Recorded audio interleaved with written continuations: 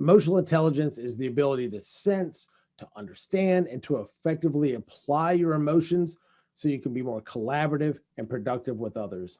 It's like you said, it came from a model based on Daniel Goleman's work.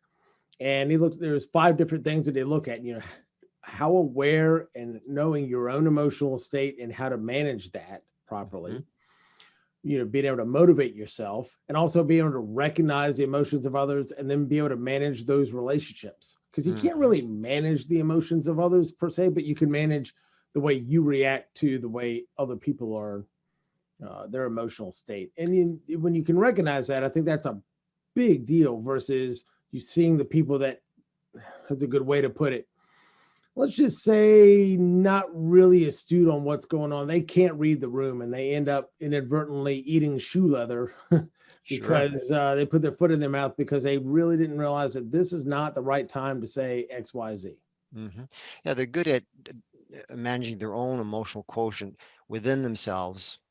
But when it comes to being able to transfer that to dealing with others, that social regulation, that's where they have a problem. So either way, it could go both ways. It could go both Yeah, ways, where a person is really good at managing their emotions when they deal with others and not so good at managing themselves. But either way, we're going to talk about ways that we can enhance both of those areas for an individual so they can really tap their true leadership potential here. actually, absolutely. And what we did is there was a couple things we talked about last time, and we're going to Hmm. reiterate them here at the end as well. But what are there were six things that were really important as far as like benefits to an organization for emotional intelligence. Well, let's just list them off now, and then Sure. we'll get into them individually as we go throughout. But certainly, increased leadership ability, the ability for that person or that team to lead their organization even better. Increased team performance. So obviously, when you start managing people better, they're going to perform better. That's critical. Next on the list would be improved decision making. Too often we get our emotions wrapped up with our logistical thinking. That causes problems. But we have to have both. Now, we have to have the intelligence.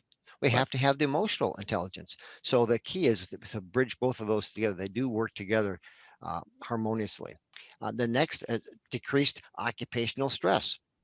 So obviously, if we have stress going on in our workplace, if we can emotionally learn how to control ourselves or how we deal with others, that's going to have an effect on just how we have stress existing in our workplace.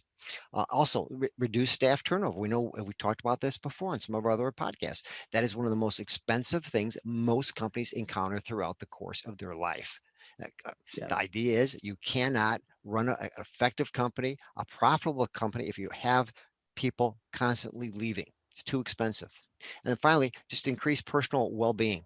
The idea of being able to manage yourself overall in a holistic sense just makes for a much more healthier and much more successful leadership uh, maintenance. Let's put it that way.